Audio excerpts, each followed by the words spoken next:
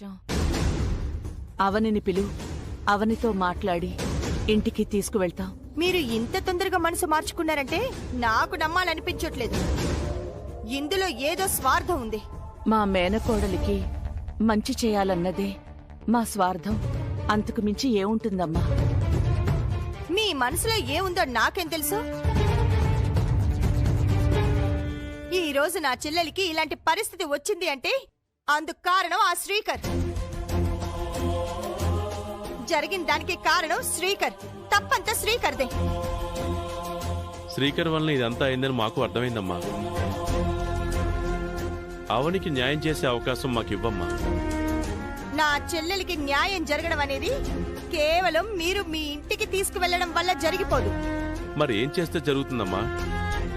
ఇప్పుడు ఆ మాటలన్నీ ఎందుకు?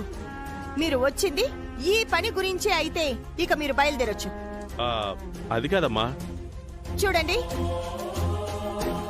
మీరు నా గుమ్మంలోకి రాగానే నేను మీ మొహం మీద తలుపు వేసేయలేదు. అది నా సంస్కారం. దయచేసి అర్థం చేసుకోండి. జరిగిన తొందరపాటు పనికి మేము క్షమాపణ అడుగుతున్నామమ్మా. ఒక్కసారి అవనిని పిలు. మీరు క్షమాపణలు అడిగినా, ఎంత బ్రతిమాలినా అవని ఎట్టి పరిస్థితుల్లోనూ మీతో రాదు. నేను పంపించను. బయలుదేరండి. నేను వెళ్తాను.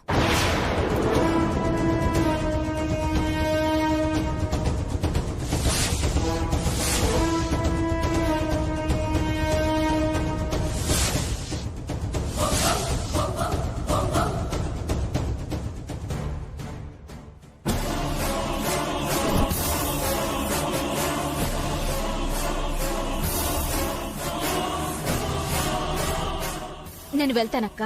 పిచ్చి పట్టిందా నీకు? అమ్మా అవని, జరిగిన పొరపాటు గురించి మేము బాగా ఆలోచించుకున్నామమ్మా. జరిగిన దాంట్లో నీ తప్పు కంటే పరిస్థితుల ప్రభావమే ఎక్కువుంది. ఆ సమయంలో నువ్వు చేసింది మోసంలా, నమ్మక ద్రోహంలా అనిపించింది. తర్వాత మేము ఎంత పొరపాటు చేశామని కృంగిపోయాం. నువ్వవేవీ మనసులో పెట్టుకోకుండా వస్తానన్నావు. అదే మాకు సంతోషం. నేను నా చెల్లెల్ని నా ఇంటి నుంచి బయటికి పోనివ్వను. ఆ ఇంటికి రానివ్వను. అక్కకి నేను నచ్చ చెప్పుకుని వస్తాను. మీరిక్కడే ఉండండి. రా అక్క. అది కాదవని. నా మాట వినిరా. రా. ఏమండోయ్, బాగున్నారా? బాగున్నాం. మా పిన్నిని తీసుకెళ్తున్నారా తాతయ్య? అవునమ్మా. పిన్నిని బాధ పెట్టకండి, బాగా చూసుకోండి. సరే తల్లి.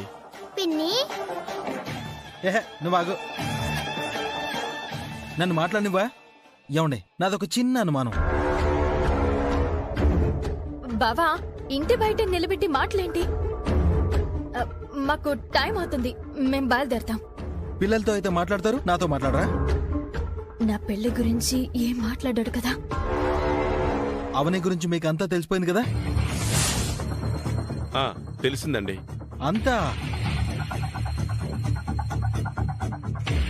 అంతా తెలిసింది కాబట్టే మా తప్పు కూడా తెలుసుకుని అవనిని తీసుకెళ్ళడానికి వచ్చాం. దానికి ఆకలేస్తుందేమో, లోపలికి తీసుకెళ్ళు బావా. నువ్వు ఆగక్కడ. చివరి ఆఖరి ప్రశ్న ఒకటి అడిగేస్తాను, నా అనుమానం క్లియర్ అయిపోతుంది. ప్రసాదరావు గారు, అవని గురించి మీకంతా తెలిసన్నారు కదా, మరి పెళ్లి గురించి?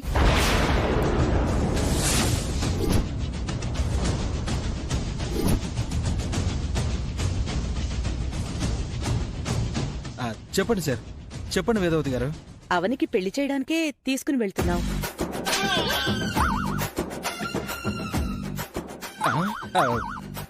పెళ్లి చేయడానికి తీసుకెళ్తున్నారా?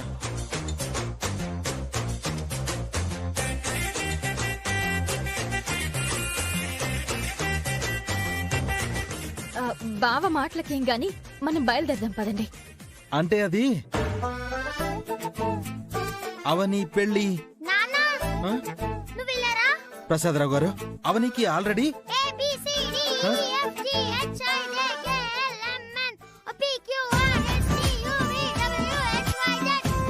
ప్రసాదరావు గారు, వేదవతి గారు, ఒక నిమిషం, నేను చెప్పేది వినండి. ఏమండి ఏమండి వేదవతి గారు, సార్ ఏమండి, ఇప్పుడు నేను ఏబిసిడీలు ఎవరు చెప్పమన్నారే? చెప్పాలనిపించింది చెప్పాను.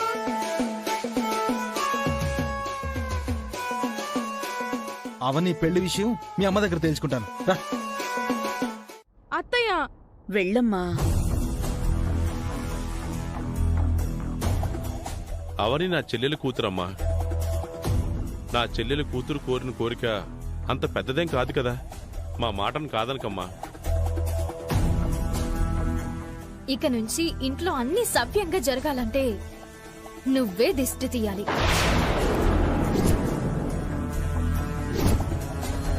అమ్మా నాన్నల చేత కూడా ఇంతలా అడిగించుకుంటున్నావంటే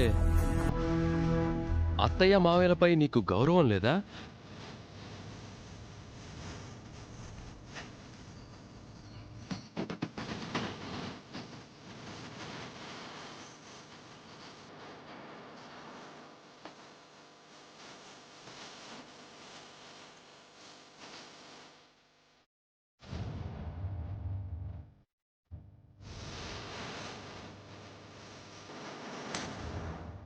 ఆగు. దిష్టి తీసే విధానం ఇదేనా? ఇరుగు దిష్టి, పొరుగు దిష్టి అనాలి కదా. ఏంటి నాన్న ఏదో కొత్త మనిషిలా అంత మర్యాద చేస్తున్నారు? మన ఇంట్లో తేరగా తిని వెళ్ళిన మనిషేగా. ఇప్పుడు నా మేనకోడలుగా వచ్చింది. ఇంతకు ముందులా నోరు పారేసుకోకండి.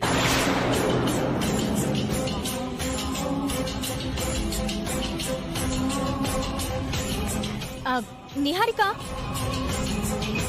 ఇలారా.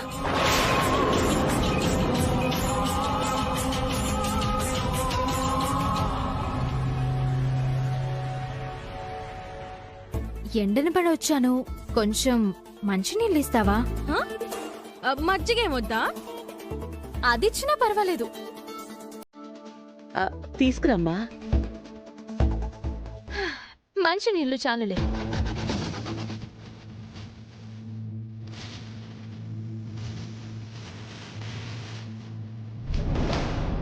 ఎండనబడి రావడం ఏంటి? ఏసీ కారులోనే వచ్చావు కదా. అరే, బయట ఎండలు ఎలా ఉన్నాయో మీకు తెలీదా? ఏసీలు ఏమాత్రం తట్టుకుంటాయి?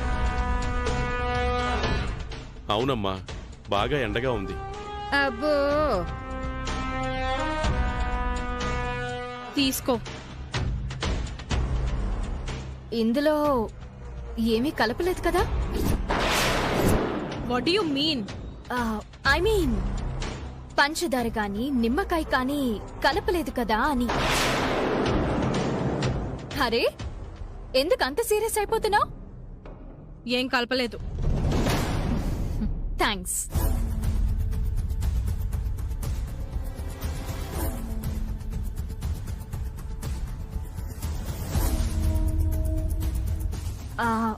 ఇంకొక చిన్న రిక్వెస్ట్.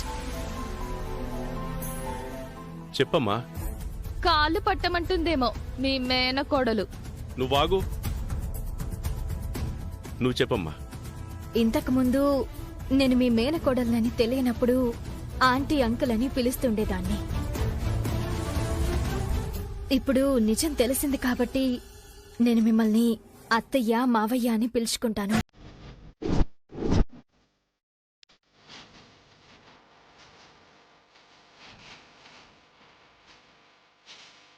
ఆంటీ అంకుల్ అనే పిలుపుల్లో దూరం కనిపిస్తోంది. నేను రిలేషన్స్ ని ఫీల్ కావాలంటే వరసలతోనే పిలవాలి. అలాగే పిలువమ్మా. మా భాగ్యం అనుకుంటాం. అందరి ముందు ఒకసారి పిలవాలనుంది. పిలువమ్మా. అత్తయ్య,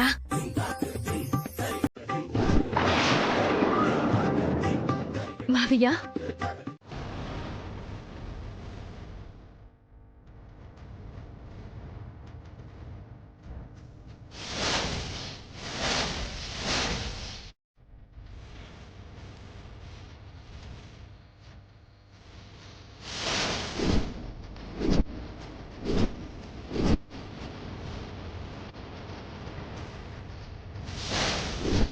చాలా తొందరగా నన్ను నా ఇంట్లోకి రప్పించావు.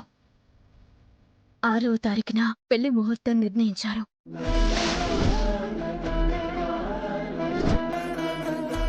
ఆలోపు నిహారిక నిజ స్వరూపం బయటపెట్టి నన్ను ఇంటి కోడలిగా పరిచయం చేయి. చివరి శ్వాస వరకు నీకు సేవ చేసుకుంటూ బతికేస్తాను.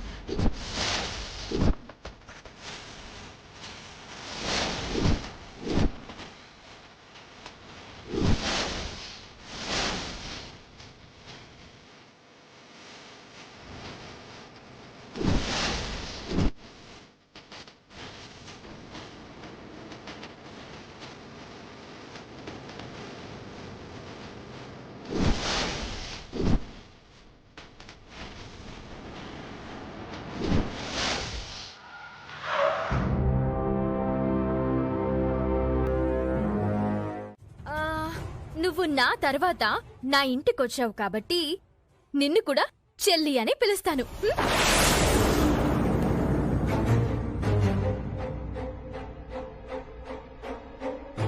ఇది నా ఫ్యామిలీ నిహారిక. నువ్వెంత మేన కోడలివైతే మాత్రం మరి ఇంతలా ఇంటర్ఫియర్ అయిపోకూడదు. అత్తయ్య, నిహారిక ఎలా మాట్లాడుతుందో చూడండి. చూడమ్మా, ఎంతో కాలంగా మా మేనకోడళ్లను మాకు దూరం చేసుకున్నాం. చాలా కాలానికి దగ్గరయ్యారు. మేనకోడళ్ళకి ఆ చనువు ఉంటుంది. అవునమ్మా, అవని మా అందరినీ వరుసలతో పిలిస్తేనే బాగుంటుంది. నువ్వైతే నన్ను బావా అనే పిలువవని, అలా అయితేనే బాగుంటుంది. అలాగే బావా. చూడండి, నేనెప్పుడూ ఒక విషయం చెప్తుంటాను. నీడకి నిజానికి మధ్య తేడా చాలా ఉంటుందని. వాస్తవం ఏంటో తెలుసుకోకుండా తొందరగా అపార్థం చేసుకుని మాట్లాడకండి, సరేనా? తడిగుడ్డతో గొంతులు కోసే ఆ అవని తిరిగి మేనకోడల హోదాలో ఇంటికొచ్చేసరికి నిహారికకి బీపీ పెరిగిపోతుంది. అంతే కదా నిహారిక? నేను మాట అంటాను, ఏమనుకోద్దక్కా. మంచి మాట చెడ్డ మాట? మంచి మాట అయితే నీ పర్మిషన్ ఎందుకు అడుగుతుంది? నువ్వు చెప్పు నిహారిక. నువ్వు పెద్ద తింగర్ దానివక్క. అదేంటి అంత మాట అనేసావు? అర మెదడు దానివి. ఆ మెదడు మోకాళ్ళల్లో ఉన్నదానివి. గుర్తింపని జబ్బు కలిగిన రోగివి. నీలాంటి దాన్ని గ్యాంగ్ నుంచి తరిమి తరిమి కొట్టాలి. నిహారిక అని చాలా తిట్టాలనుంది, కానీ తిట్టలేను. ఎందుకంటే నువ్వు నాకు అమ్మా నాన్నలిచ్చిన అక్కవి కాకపోయినా దేవుడిచ్చిన అక్కవి కాబట్టి. తిట్ల దండకం అంతా చదివేసి ఇప్పుడు ఈ కవరింగ్లు ఎందుకులే గాని ఎందుకింత ఫ్రస్ట్రేషన్ లో ఉన్నావు? ఇంతవరకు నన్ను ఎవరూ ఇన్ని మాటలు అనలేదు. ఎందుకన్నావు చెప్పు? మొన్నటి వరకు అవని ఆయుధం లేకుండా నాతో యుద్ధం చేసింది. అలాంటిదిప్పుడు మొత్తం సైన్యాన్ని ఇచ్చినట్టయింది. తిరిగి నా మీద దాడి చేసేంత బలాన్ని బంధుత్వంతో రక్త సంబంధంతో సొంతం చేసుకుంది. అదంతా నీ వల్లే జరిగింది. అది కాదు నిహారిక. నువ్వింకేం మాట్లాడుకు. కాసేపు సైలెంట్ గా ఉండు, లేదంటే కరిచేలా ఉంది. అందర్నీ వరసలతో పిలిచేస్తుంది. అన్నిటికీ మించి అత్తయ్య మామయ్య అనే పిలుపులు రేపటి నుంచి నా చెవిలో పడుతుంటే సీసం పోసినట్టుంటుంది. చిన్న మేనకోడలు అన్న ఒక ట్యాగ్ తగిలించుకొని ఇక రేపటి నుంచి ఇంట్లో ఎంత పెత్తనం చలాయిస్తుందో. అందరినీ వరసలు పెట్టి పిలుస్తూ చంపేస్తుంది. నిహారిక అన్నది నిజమే. అనవసరంగా నీకు సన్మానం కూడా చేశాం. ఎంత పని చేసావత్తా. అందరూ నన్ను కార్నర్ చేయకండి. అవన్నీ తిరిగి ఇంటికి రావడానికి కారణం నేనా? నిహారిక వాళ్ళ మావయ్య వికాస్ కదా, మరి నన్నంటారేంటి? ఇంట్లో వాళ్ళు కొట్టుకుంటే పక్కింటి వాళ్ళకి లోకు అన్నట్టు మనలో మనం దెబ్బలాడుకోవడం చూసిందంటే అవనికి లోకు అయిపోతాం. ఇంకా రెచ్చిపోతుంది. అందరం కలిసి వికాస్తో తొందరగా పెళ్లి జరిపించేస్తే చాలు, మన ప్రాబ్లం సాల్వ్ అయిపోయినట్టే. చూడు నిహారిక, నీకు దండం పెడతానక్క. నువ్వు పో. కరిచినా కరుస్తుందని అన్నాను కదా, వెళ్ళిపోదాం పదండి. బామ్మర్ది, మేమేమన్నా యూత్ అనుకున్నావా? బొంగరాన్ని తిప్పినట్టు తిప్పుతున్నాం. శుభవార్తలు విన్నప్పుడు సంతోషం పీక్స్ లో ఉంటుంది బావా. రే, నీకు సంతోషం వచ్చినా తట్టుకోలేం, కోపం వచ్చినా తట్టుకోలేం. నాలాంటి పీస్లు రేర్ గా ఉంటాయక్క. అదేగా మా ప్రాబ్లం కూడా. గుడ్ న్యూస్ విన్న సందర్భంలో మంచి పార్టీ చేసుకుందాం. ఏదైనా రెస్టారెంట్ కి తీసుకెళ్తావా? లేదక్క, ఇంట్లోనే పార్టీ చేసుకుందాం. ఓ, నేను బావా మందు తాగుతాం. మరి నేనేం చెయ్యాలి? చెప్తాగా, నువ్వు మాకు మందులోకి మంచి స్టఫ్ రెడీ చేయాలి. స్టఫా? ఎక్కువేం వద్దక్క. Chicken fry, mutton curry, prawns manchurian, biryani, ఇంకా రే రే రే, ఇంకా ఆపే. అవన్నీ చేయటం నా వల్ల కాదు. అవన్నీ చేశానంటే అమ్మో, మంచాన పడ్డమో చావటమో ఖాయం. కావాలంటే చెప్పు, ఆన్లైన్ లో ఆర్డర్ చేస్తాను. నేను పార్టీలో పార్టిసిపేట్ చేయలేను బామ్మర్ది. ఏ? నాకు మందు అలవాట్లేదు. ఏయ్ దొంగ, మందు అలవాటు లేకుండానే బుగ్గులు కాశ్మీర్ ఆపిల్స్ లా పెంచావా? నేనే నీ చేత రాంబాబు క్యారెక్టర్ వేయించి గాజు పెంకుల మీద డాన్స్ చేయించనులే, భయపడకు బావా. అరే, నాకు అలవాట్లేదంటే నీకు అర్థం కావడం లేదా? ఎందుకు సతాయిస్తావు? ఏంటి బావా అరుస్తున్నావు? నాతో మందు తాగుతావా లేదా? నాకు అలవాట్లేదు, నేను తాగను.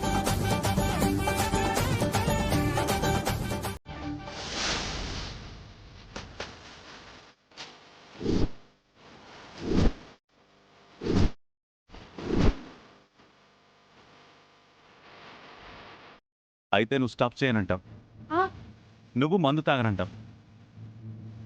నాకు కంపెనీ లేకపోతే ఇరిటేషన్ వస్తుంది, ఆ తర్వాత దీనికి పని చెప్పాల్సి వస్తుంది.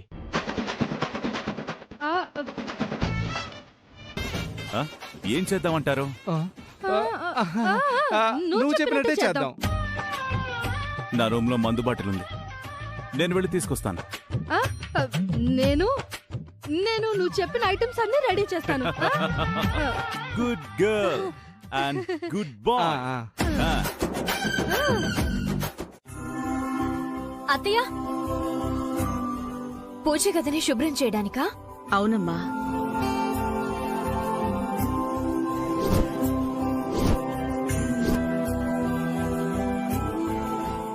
ఏదో అడగాలనుకుంటున్నావు, అడగడానికి మొహమాట పడుతున్నావు. నా దగ్గర ఎందుకు ఇబ్బంది? అడుగమ్మా. పూజ గదిని నేను శుభ్రం చేస్తానత్తయ్య. నువ్వా? నువ్వు పూజ గదిలోకి వెళ్తావా? అవును, మీకెందుకు శ్రమ, నేను తుడుస్తాను. అవి ఇలా ఇవ్వండి. అదెలా కుదురుతుందమ్మా? పూజ గదిని నేనే శుభ్రం చేయాలి. ఎందుకంటే ఆ జాతకము, ఆ అర్హత అన్నీ నాకే ఉన్నాయి. నీకు తెలియందేముంది? తెలుసత్తయ్య. అన్ని తెలుసు కూడా ఎందుకిలా అడుగుతుందని మీరనుకోవచ్చు. ఈ సందర్భంలో మీ సందేహాన్ని తీర్చే సంఘటనలు నేను గుర్తు చేస్తాను. గురువు గారు పెళ్లి ముహూర్తాలు పెట్టిన రోజున నిహారిక గదిలోకి అడుగు పెట్టలేకపోయింది.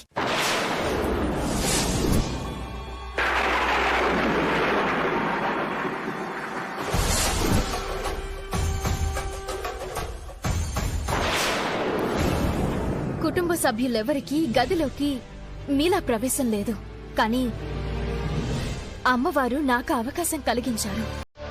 అందుకే నేను ఆ అమ్మవారి పెట్టెను బయటికి తీసుకురాగలిగాను.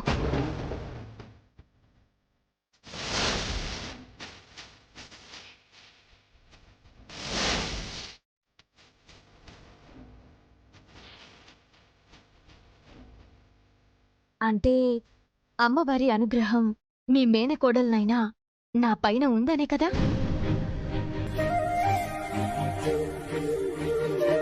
నాది మీలాంటి జాతకం కాకపోయినా సేవ చేసుకునే భాగ్యమైతే అమ్మవారు నాకు కలిగించిందనే కదా అర్థం. మీకు చెప్పేటంత దాన్ని కాదు, ఏదో మేనకోడలనన్న చనువుతో మాట్లాడేస్తున్నాను. నేనన్న దాంట్లో తప్పుంటే క్షమించండి.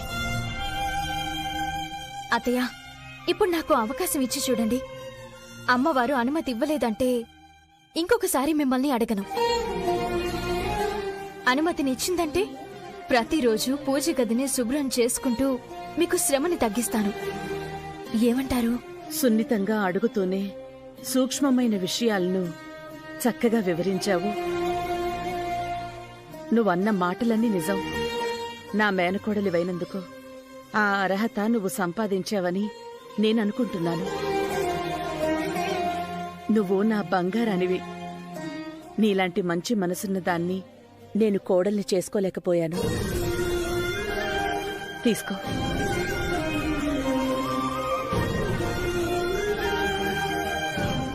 థ్యాంక్స్ అత్తయ్య. వెళ్ళు.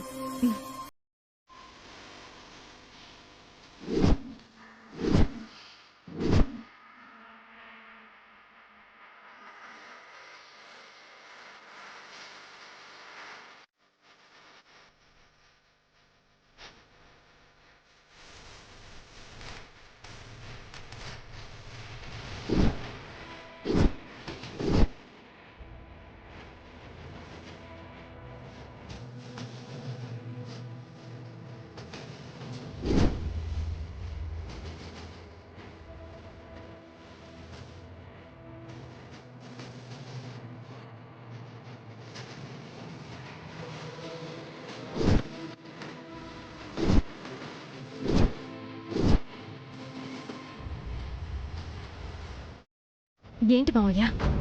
నిన్ను చూస్తుంటే అచ్చం నా చెల్లెలు సుభద్రను చూస్తున్నట్టే ఉందమ్మా. అచ్చం నా చెల్లెలు పోలికలే నీకు వచ్చాయి. ఇంతకాలానికి కనిపెట్టారు పాపం. నిన్ను చూసిన మొదటి క్షణం నుంచి నా మనసులో ఇదే భావన ఉండేది. ఇన్నాళ్ళకి చెప్పుకోగలిగానమ్మా. చాలా గొప్ప పని చేశారు. నాకు మీ గురించి అక్క చెప్పక ముందు నుంచి కూడా మీరంటే నాకు గౌరవమే మావయ్య.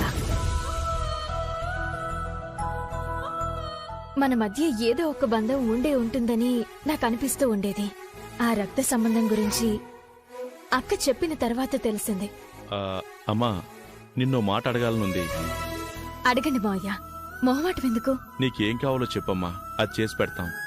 నాకు మీ కుటుంబం చాలు మావయ్య. ఇంకేమీ అవసరం లేదు. అలా అనకమ్మా. ఏదైనా కోరుకో. సుభద్రకు జరిగిన అన్యాయం కొంతైనా తీరినట్టు అనిపిస్తుంది. దేవుడు పిలుపొచ్చింది. అమ్మా నాన్నలు వెళ్ళిపోయారు. అందులో మీరు చేసిన అన్యాయం ఏముంది మావయ్య? మా సంతోషం కోసమైనా ఏదో ఒకటి అడుగమ్మా. అడుగుతాను.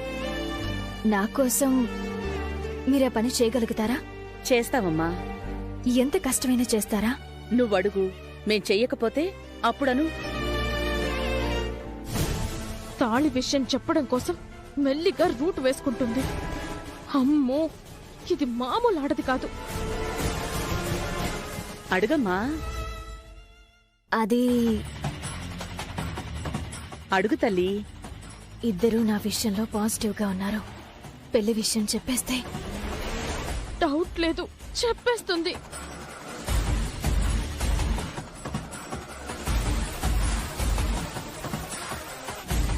అడుగు తల్లి. అదేంటంటే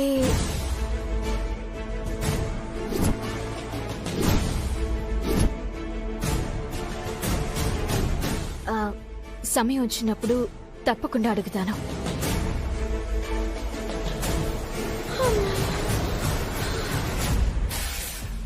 నేను అడిగినప్పుడు మాత్రం కాదనరనే అనుకుంటున్నాను. తర్వాత దేవుడి దయ. అదేదో ఇప్పుడే అడగొచ్చు కదమ్మా. ఇప్పుడు అడగదు. ముందు నుంచి మెంటల్ గా ప్రిపేర్ చేసి పెడుతుంది. కొన్ని విషయాలు సరైన సమయంలో సరైన గడియల్లో అడగాలి. అప్పుడు ఖచ్చితంగా అడుగుతాను. ఇంతకుముందు బిక్కుబిక్కుమంటూ ఉండేదాన్ని. ఇప్పుడు చాలా ధైర్యంగా ఉంటున్నాను. అత్తయ్య మావయ్యలు కూడా నన్ను చాలా ప్రేమగా చూసుకుంటున్నారు. చూడవని, ధైర్యం వచ్చింది, ధైర్యంగా ఉంటున్నాను అని నువ్వు అనుకుంటున్నావు, కానీ అసలైన ధైర్యం ఎప్పుడొస్తుంది? శ్రీకర్ నీ భర్త అని అందరికీ తెలిసినప్పుడు. అలా తెలిసిన రోజున నేను ధైర్యంగా ఉంటాను, ఆనందపడతాను. ఆ రోజు కోసమే కదక్కా ఎన్నో రోజుల నుంచి ఎదురు చూస్తున్నాను. ఆ క్షణాలు త్వరలో వస్తాయని ఇప్పుడు నా మనసు కనిపిస్తుందక్కా. ఎందుకు ఫోన్ చేశానంటే రేపు అత్తయ్య మావయ్యల పెళ్లి రోజు. నువ్వు సౌమ్యని తీసుకుని తప్పకుండా రావాలి. అత్తయ్య వాళ్ళే పిలవమన్నారు. ముసలి వాళ్ళకి దసరా పండగ అన్నట్టు వాళ్ళ పెళ్లి రోజుకి నేనొచ్చి ఏం చేయను? నేను రాను. రా అక్కా. నేనొచ్చిన దగ్గర నుంచి నిన్ను ఆ ఇంటి కోడలుగా చూడాలనుకుంటాను, మేనకోడలుగా కాదు. శ్రీకర్కి కాబోయే భార్యగా ఆ నిహారిక ఓవర్ చేస్తుంటే చూసి తట్టుకోలేను. అందుకే నేను రానవని. నాకు కోపం వచ్చి నీ మెడలో తాళిని బయటికి తీసి చూపించినా చూపించేస్తాను. శ్రీకర్కి నీకు ఉన్నంత ఓపిక నాకు లేదు. అయినా నువ్వు తిరిగి ఆ ఇంటికి వెళ్ళింది వాళ్ళకి వీళ్ళకి పెళ్లి రోజులు పుట్టినరోజులు చేయడానికి కాదు. నీ పెళ్లి రోజు తొందరగా జరుపుకునేలా చేసుకో. నువ్వేం అనుకోవద్దు. నువ్వేమన్నా అది నా మీద ప్రేమతోనే, నా భవిష్యత్తు గురించే కదక్కా. సరే, నిన్ను బలవంత పెట్టను. ఏదో పనుండి రాలేకపోతుందని నేను అత్తయ్య వాళ్ళకి చెప్తాను. ఉంటానక్కా. సరే, రేపు మీ పెళ్లి విషయం తెలిసిపోయి మీ పెళ్లి రోజు ఘనంగా జరగాలి, అప్పుడొస్తాను.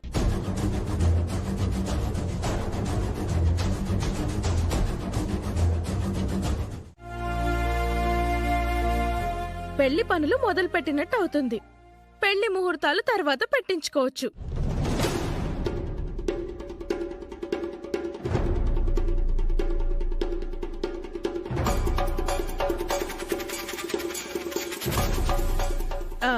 నేను ఎందుకంటున్నాను అంటే, మనం ఎంత కాదనుకున్నా అవని శ్రీకర్ గార్ల మీద ఎంతో కొంత రూమర్స్ అయితే ఇంకా నడుస్తూనే ఉన్నాయి.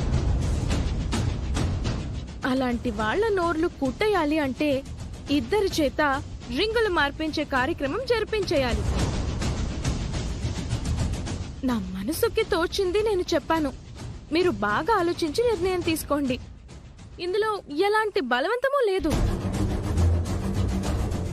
మీరు పెద్దవారు, మీ ఇష్ట ప్రకారమే మేము నడుచుకుంటాము. చాలా మంచి ఆలోచనమ్మా. అవని జీవితానికి మంచి జరగబోయే సలహా ఇచ్చావు. ఇందులో కాదనేది లేదు. అవునమ్మా, మాకిలాంటి ఆలోచన రాలేదు. నీది ఎంత గొప్ప మనసో ఇలాంటి విషయాల్లో మాకు మరింతగా అర్థమవుతుంది. థ్యాంక్ యూ మామయ్య. ఇప్పుడే అవనిని పిలిచి చెప్తాం. ఇప్పుడొద్దత్తయ్య. ఏమ్మా? రేపు మీ పెళ్లి రోజని అవని మీకు సర్ప్రైజ్ ఇచ్చినట్టుగా ఆఖరి నిమిషంలో మనం అవనిని సర్ప్రైజ్ చేద్దాం. రింగులు మార్చుకోవడం అంటే కొంచెం మెంటల్ ప్రిపరేషన్ ఉండాలి కదమ్మా. అవని ఎలాంటి దానికైనా ప్రిపేర్ అయిపోతుంది మామయ్య. సరేనమ్మా, నువ్వు చెప్పినట్లు చేద్దాం. సరే మామయ్య గారు, ఎట్టి పరిస్థితుల్లోనూ అవనికి ఈ విషయం తెలియకూడదు. సరే.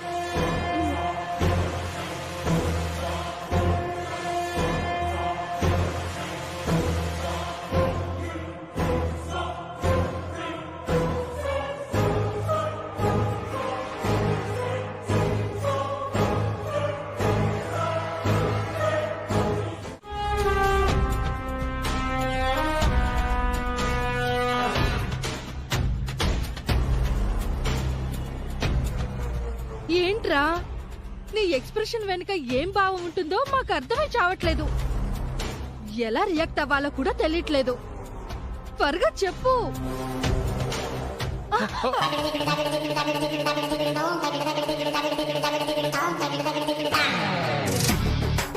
గౌతమి, ఏంటండి?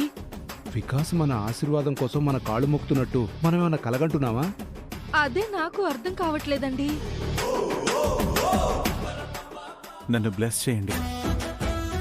మీరు నా అక్కాబావలు కాదు, నా పాలిట దేవుళ్ళు, నా తల్లిదండ్రులు. నన్ను ఆశీర్వదించండి. శీఘ్రమేవ కళ్యాణ ప్రాప్తిరస్తు. లే.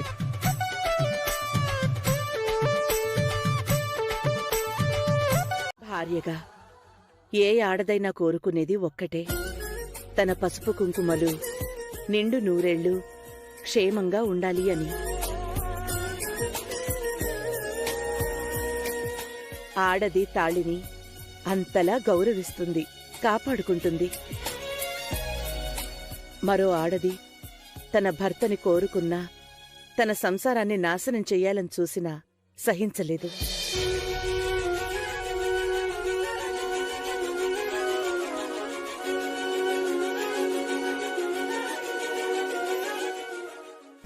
ఒకసారి మన చేత 3 ముళ్ళు కట్టించుకున్నాక మనం ఆడదాన్ని చచ్చే వరకు వదలకూడదు.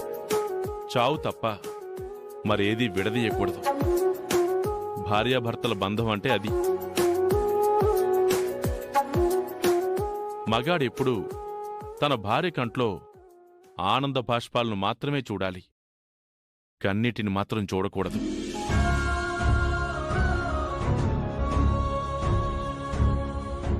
ఎందుకంటే కన్నీటి చుక్క తేలిగ్గానే ఉంటుంది, కాని అందులోని బాధ చాలా బరువుగా ఉంటుంది.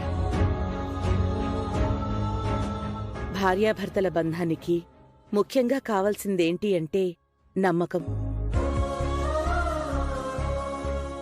నమ్మకం ఉన్న చోట బంధాలు బలంగా నిలబడతాయి. తాళి కట్టిన తర్వాత భర్త, తాళి కట్టించుకున్న తర్వాత భార్య ఒకరికొకరు అంకితమైపోవాలి.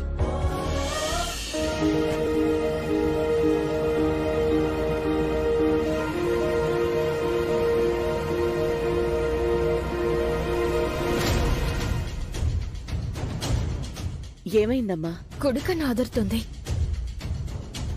ఆడదానికి కుడికన్ను అదరడం అంటే ఏదో అపశకనం అని అర్థం కదమ్మా. అవనికంతా మంచి జరుగుతుంది గాని చెడు జరగదు. అలా అయితే పర్వాలేదు.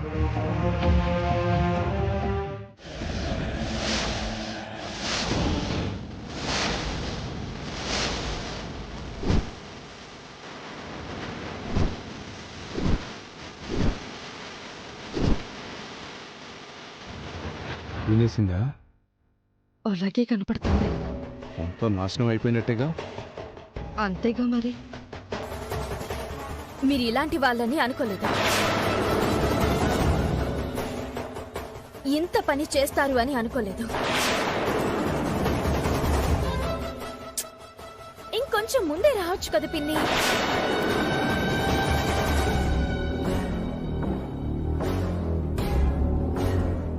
అత్తయ్య మావయ్యలని పెళ్లి కూతుర్ని పెళ్లి కొడుకుని చేయడానికి మీరు కూడా ఉంటే బాగుంటుంది కదా. సరే సరే సరే, ఇప్పటికైనా వచ్చారు కదా, లోపలికి రండి.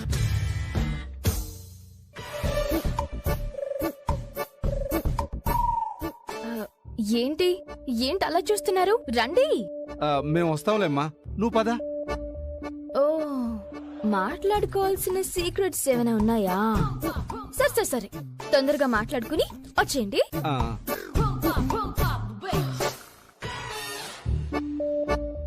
అమ్మయ్యా, గుండాగినంత పనైంది. పిన్ని బాబాయ్ అంటూ ఈ కొత్త పిలుపులేంటి? ఈ ఇంటి మేనకోడలని తెలిసిపోయిందని చెప్పాను కదా. పేపర్ వాణ్ణి, పాల వాణ్ణి కూడా వరసలతో పిలిచేస్తుంది. ఇంతకు ముందు అణిగి మణిగి ఉండేది, ఇప్పుడు రెచ్చిపోతుంది. మీ అబ్బాయి కంటే మా అమ్మాయి కుందనపు బొమ్మలా ఉంది. మీ అమ్మాయి కంటే మా అబ్బాయే రాజకుమారులా ఉన్నాడు. అమ్మాయి అబ్బాయి ఇద్దరు బాగున్నారు. ఇది బాగుంది. శ్రీకర్, టైం అయింది కదా, ఇక మొదలు పెడదామా? రావాల్సిన గెస్టు ఇంకొకరున్నారు కదా, తనొచ్చాక మొదలు పెడదాం. గెస్టా? ఎవరు?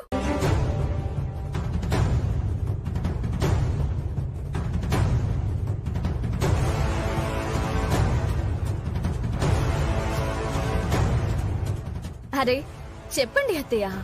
బాగా కావాల్సిన మనిషమ్మా. ఎవరు? వచ్చాక తెలుస్తుందిలే.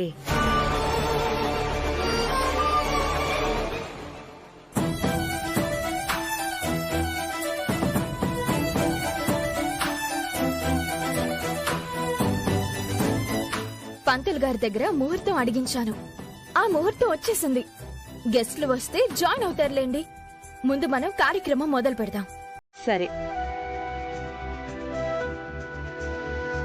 ముందుగా దండలు మార్చుకోండి.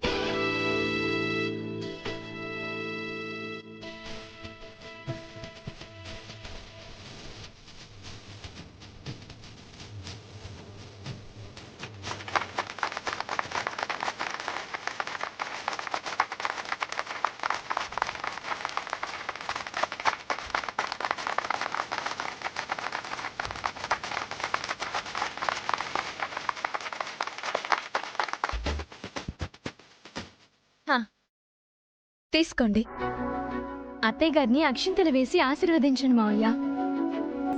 అత్తయ్య, మావయ్య గారి ఆశీర్వాదం తీసుకోండి.